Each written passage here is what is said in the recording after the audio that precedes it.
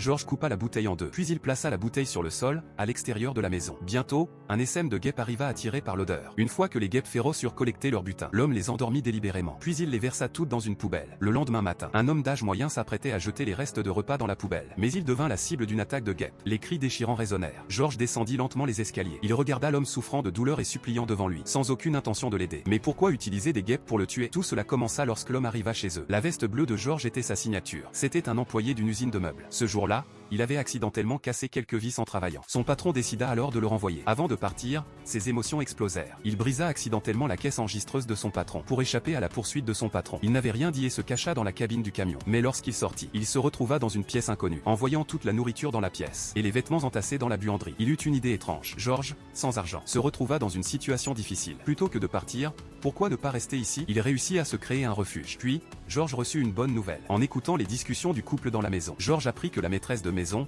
Maria, souffrait de troubles mentaux et qu'elle souffrait parfois de perte de mémoire temporaire. Cela signifiait que certains petits changements ne susciteraient pas leurs soupçons. Cela renforça la détermination de Georges à rester. Au fil du temps, Georges s'adapta parfaitement à la vie ici. Après que la famille soit partie, il sortit discrètement du placard, puis commença sa nouvelle vie, tout seul.